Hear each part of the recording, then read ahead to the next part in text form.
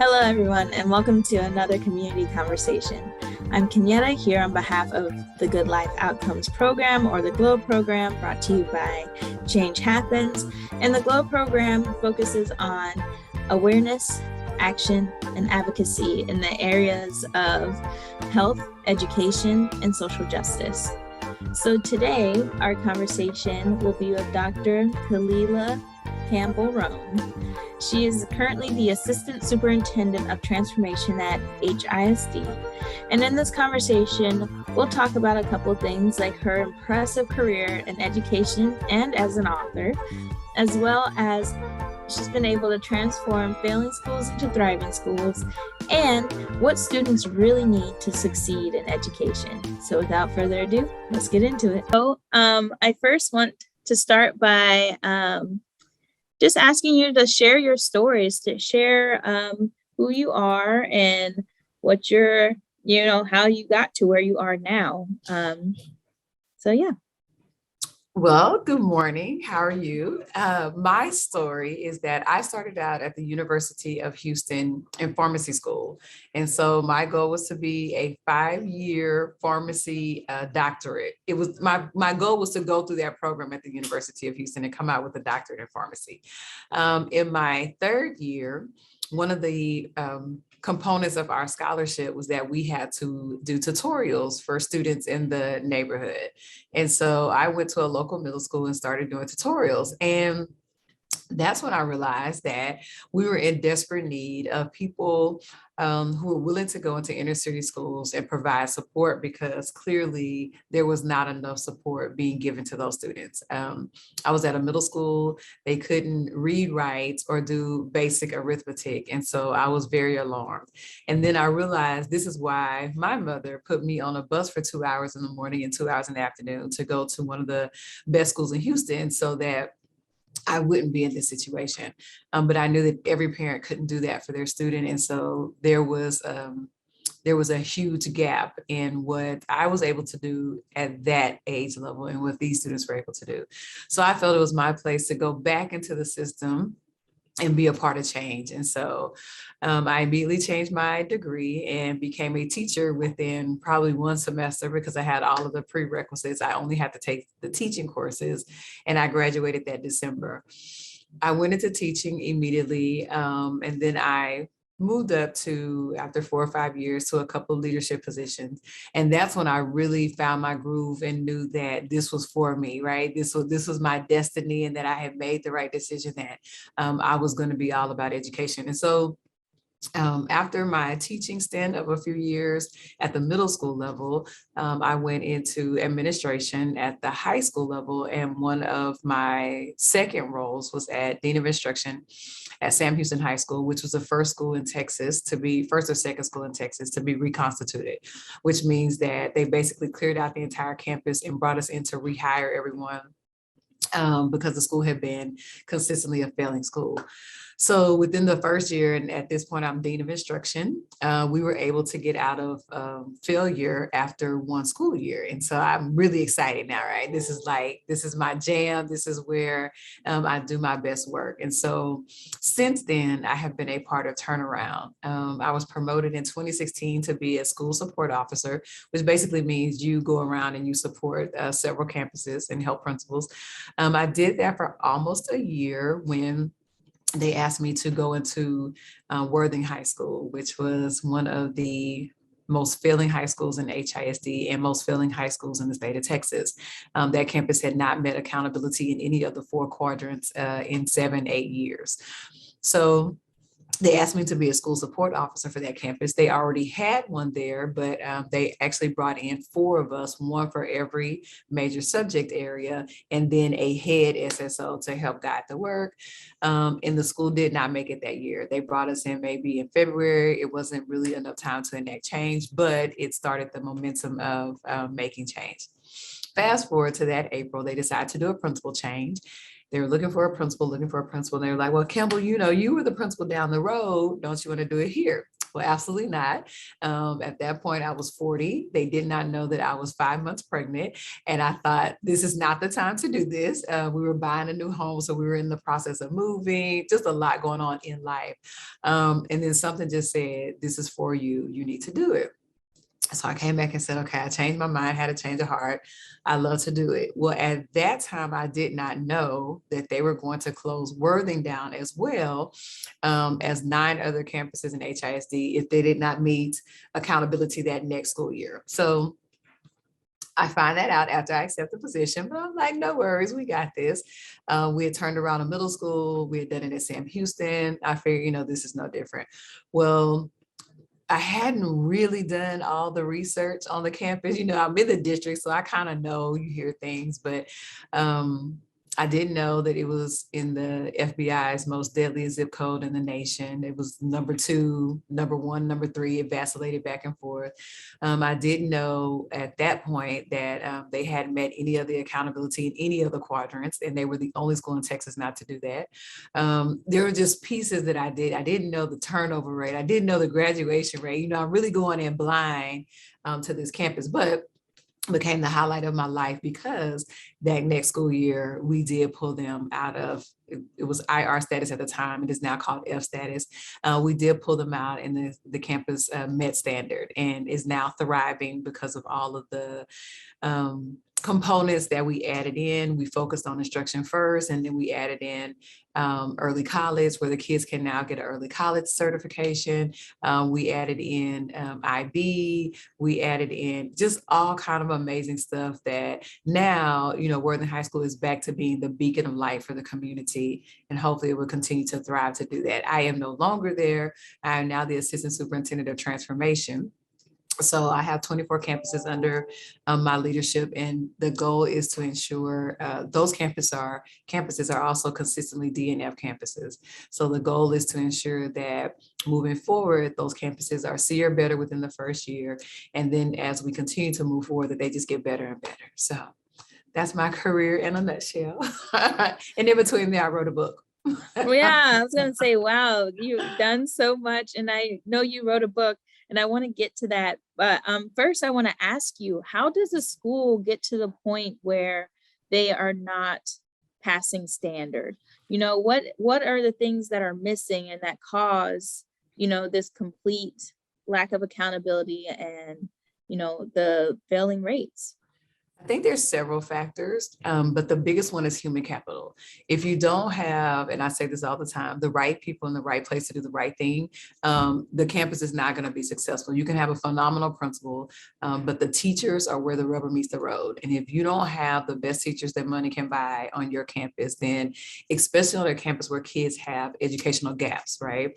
Then you're going to be in trouble. They are your front line.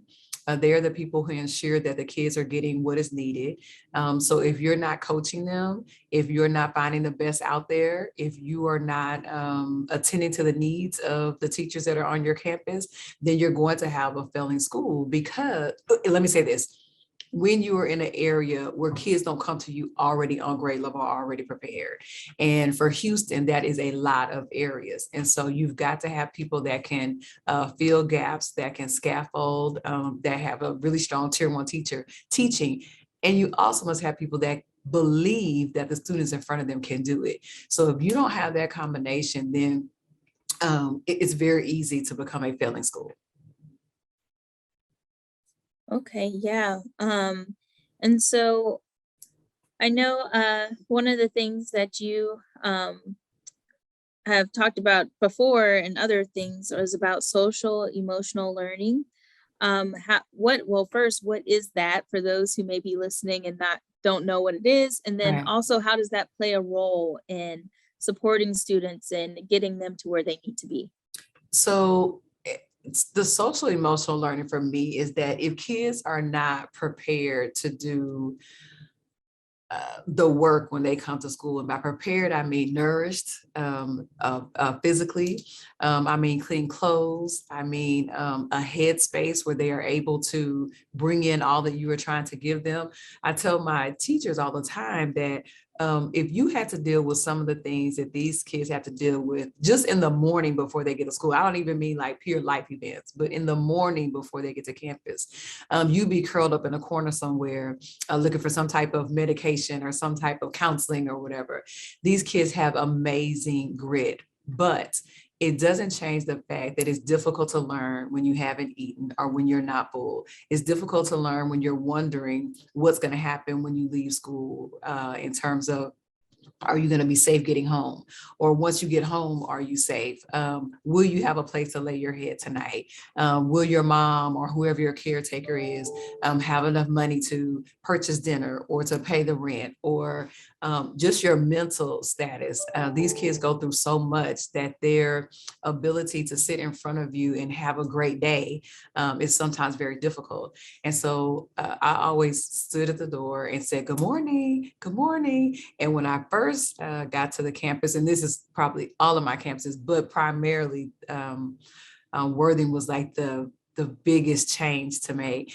They would, why she said, are you still here, miss?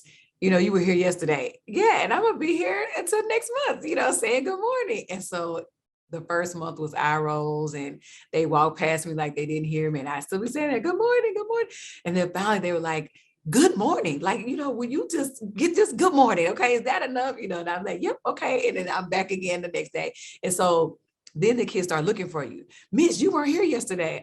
You missed me saying good morning, but it's just that whole thing that these are some, and I'm not saying all, but some of our kids, no one speaks to them in the morning from the time they wake up to the time they get to school. So to hear you standing there saying good morning, it's like a cultural adjustment for them to, oh, okay, well, she is speaking. Oh, this is not one day and she'll never do it again, but it's every day. And everyone in the building had that attitude that we're going to love on you until we get you where you need to be. Did it work for every single student? Absolutely not. But for the majority, yes, it did. And the kids started being the ones to come in and say, good morning, miss. I missed you yesterday. Where were you? And they need that. Kids need to be needed and need to be loved and need structure. And so if we weren't providing it and they weren't getting it from the outside world either, then that social emotional piece that is not being met, right? And it can be something just as small as, I noticed you, I see you, I'm glad you're here, I missed you yesterday, where were you? You missed me, miss, you knew I wasn't at school? Yes, I did. Now let's talk about, where were you? And we need to get you at school every day on time so you can learn. And so it's just that social emotional piece. They need a safe environment. They don't need to come to school and be afraid that there's going to be 12 fights at school. So there were things that we had to ensure that we nipped in the bud just for that emotional learning piece, so the kids could come to school ready to learn.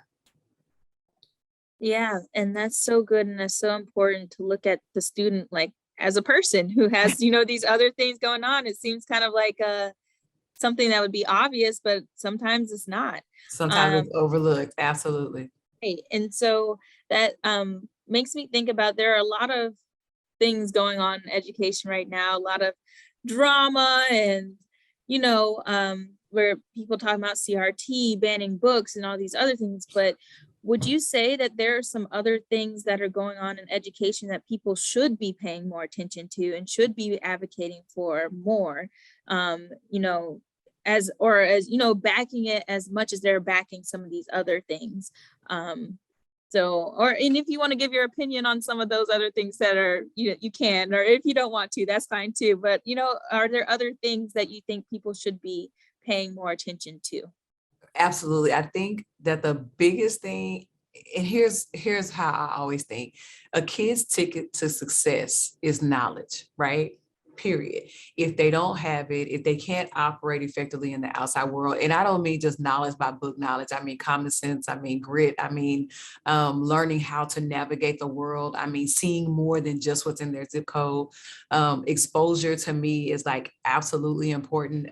When kids have not seen outside of their zip code and they're about to turn 16 years old, that makes you think like, how are you going to navigate the world once high school is over? Because what we don't want is for you to continue to stay in your zip code. Now live, yes, you can live anywhere, but we want you to have the experiences of going in and out of other dimensions in this world, right? There's other countries, there's other states, and we want you to be well-rounded and well-spoken. And so I think that what we have to focus on is the fact that African-American and Hispanic kids, our Black and brown kids, are just as intelligent as anyone else in the world. Does it sometimes look different? Absolutely, right? But how do we take how that sometimes looks different and make that work for our kids in the classroom?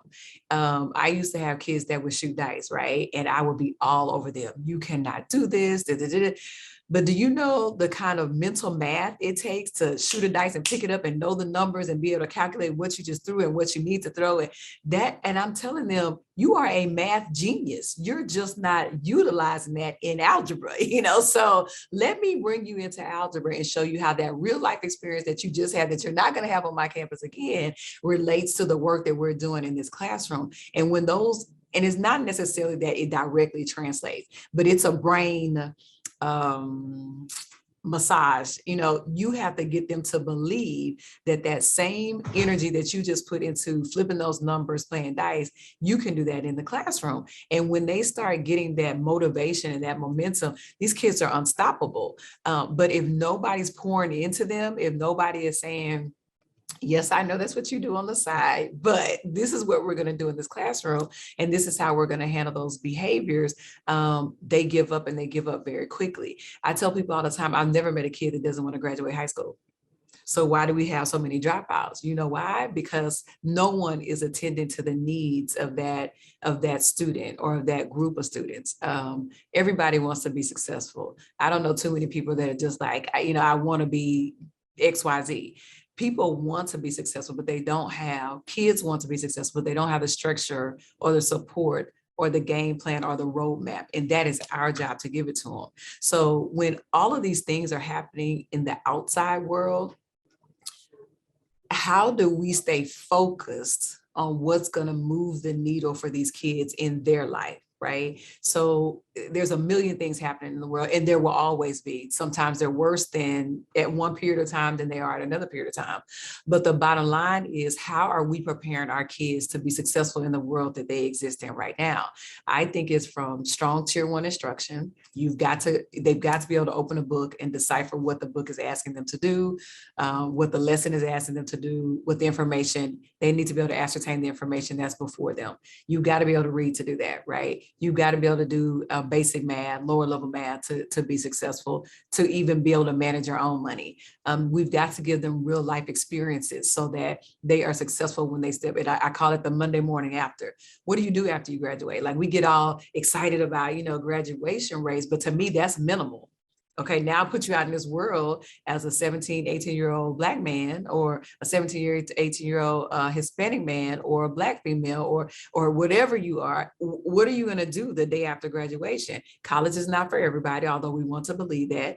But my plumber makes probably $100,000 more than I do every year, right? So there's a niche for everybody. We just have to figure out what's good for you, and then how can I support you even beyond high school, because our job doesn't end there.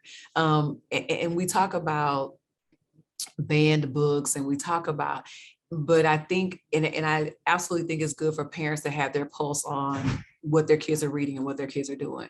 But I need parents to keep that same energy for Instagram, for Snapchat, because it's all out there, right? So there's no way a kid should be able to keep weapons in their room and their parents don't know. If I'm paying the mortgage, I need to know everything that's going on in this house, but we need parents on our side to do that so that everything is not a school issue.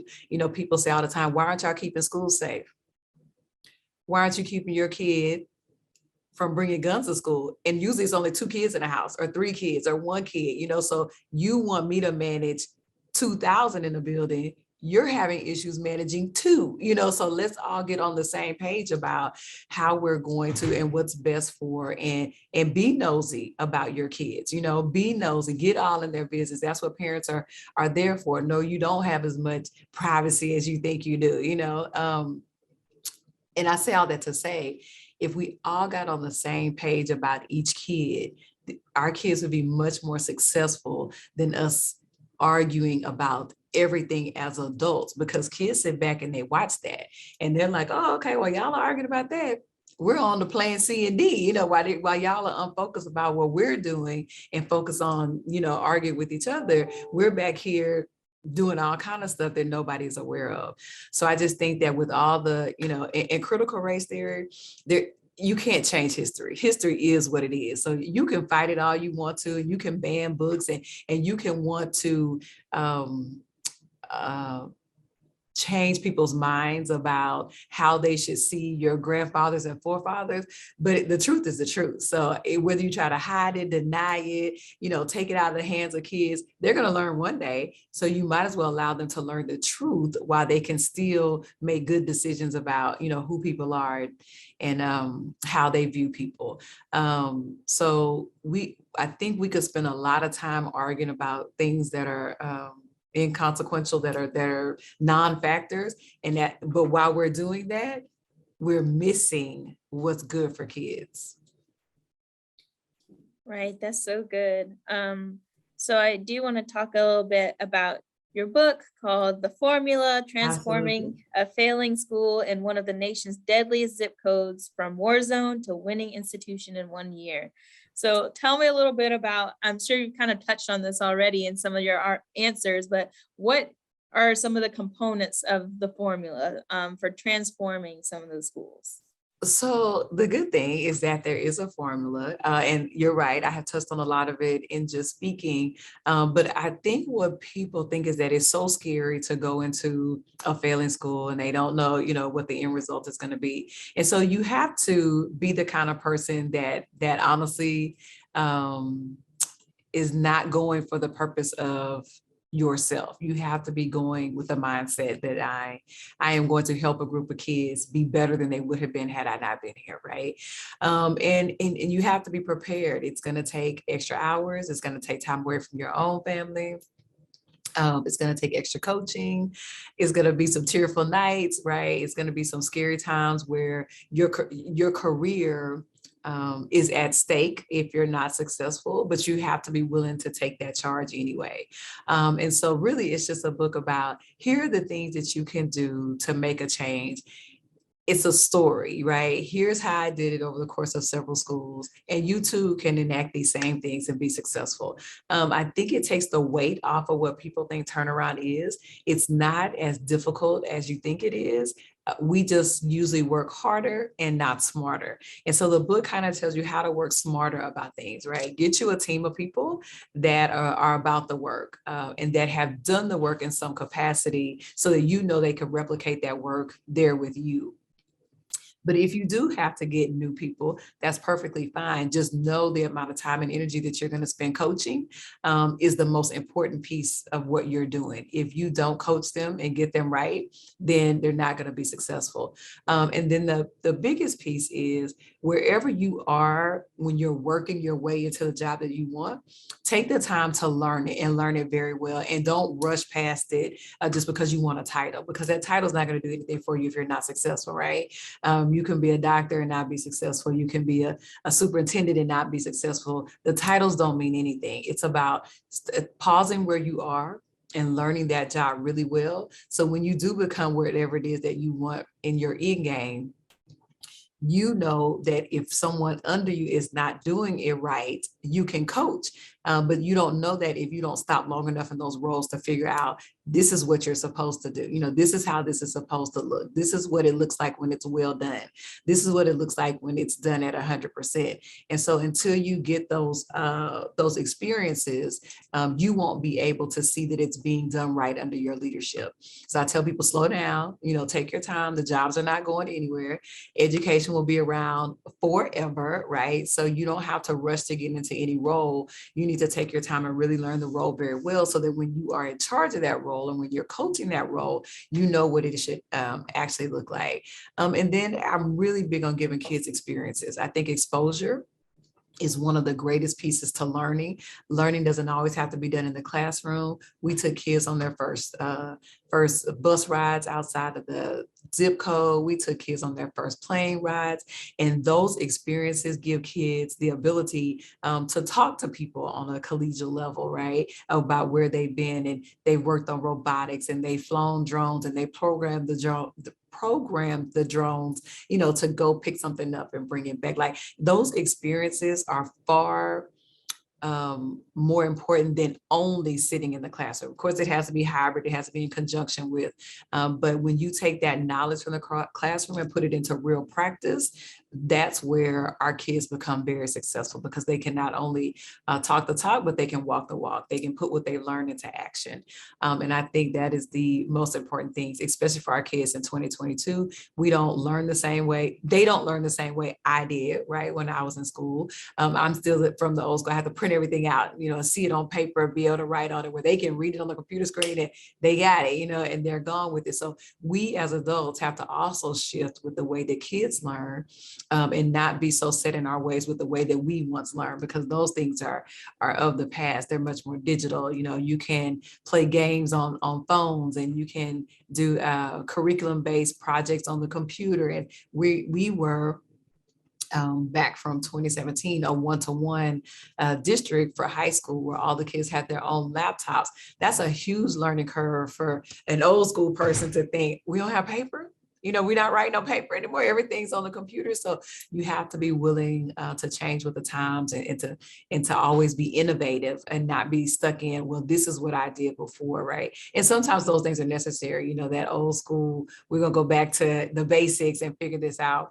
But there's a time and place for it all, and you have to be willing to navigate into both of those worlds in order to keep the attention of the students and really be successful. So we touch on all those components, and then after every chapter, there's a leadership tip where, you know, you can just go to those leadership tips and review them in order to be successful in that particular area that the chapter is talking about. Wow, that's amazing. And what a great resource for, people who are looking to do the same work, or they find themselves in a school where the students are struggling. So Right. that's an absolute wonderful resource. You can find it on Amazon. Absolutely.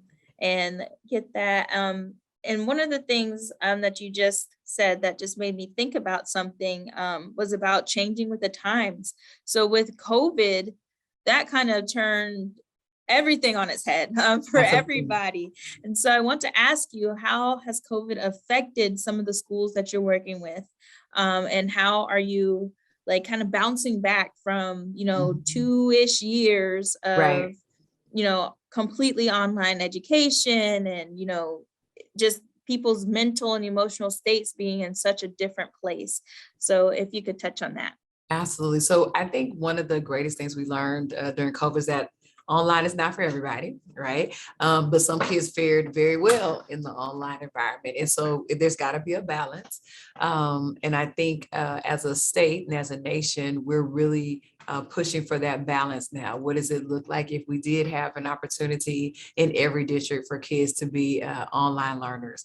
But then I also know that there are some kids that will never be successful as online learners, and we have to keep that in mind.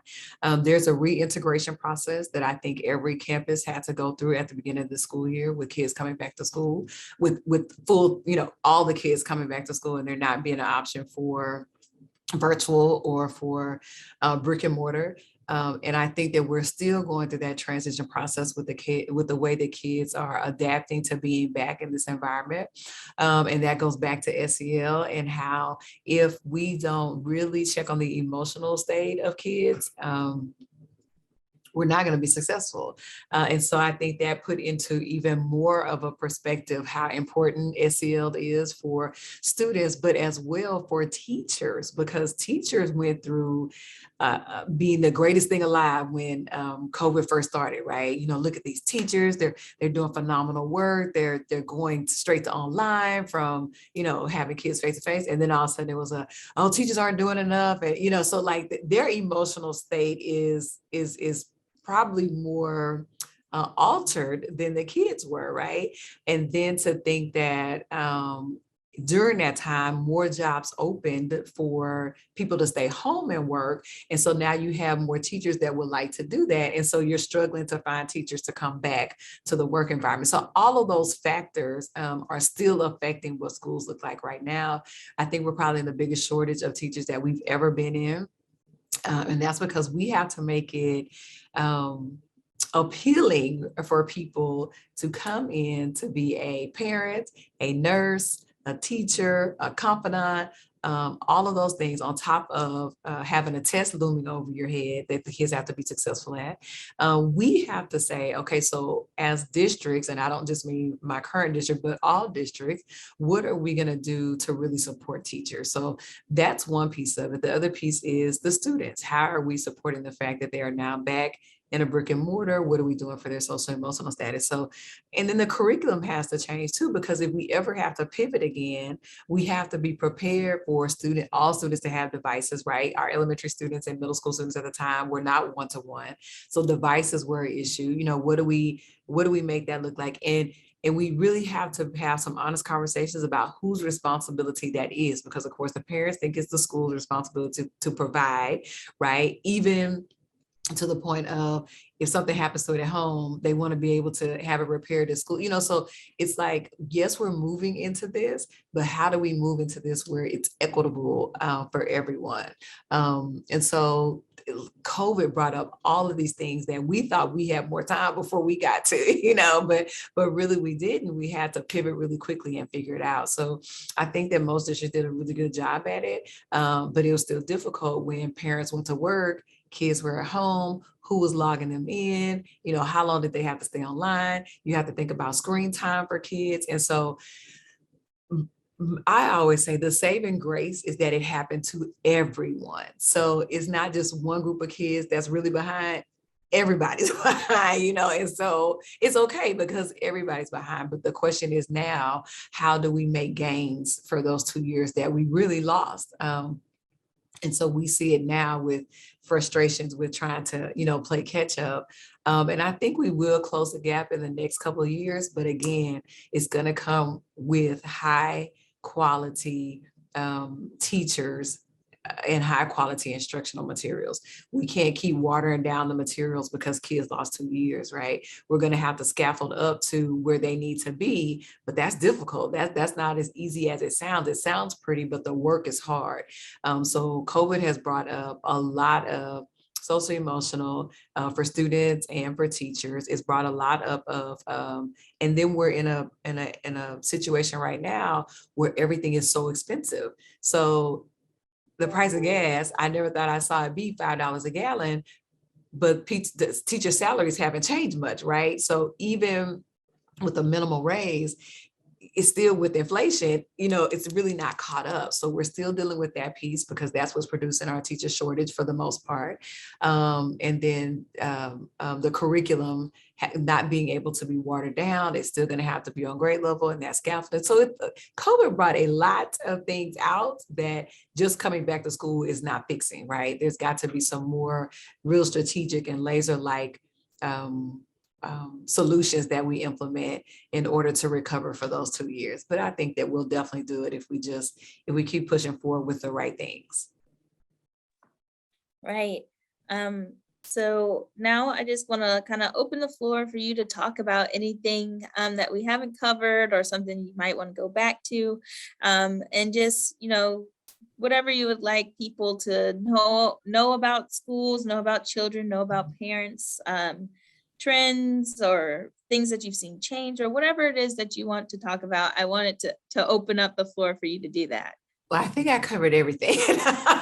What didn't we talk about? But I think that the biggest piece is for teachers is that let me not even say teachers. I think the biggest thing is for districts is that we've got to realize that teachers are they're it, right? If we don't have good teachers in front of kids, it doesn't matter what happens at the administrative office. It doesn't matter what happens at the local, you know, anywhere, nowhere else does it matter if you don't have effective tier 1 teachers in front of kids. And I think that's what we really need to double back to and really start focusing on is teacher quality, because that is what is changing the trajectory for student lives. Of course, you have to have amazing principals because they should be producing really strong teachers.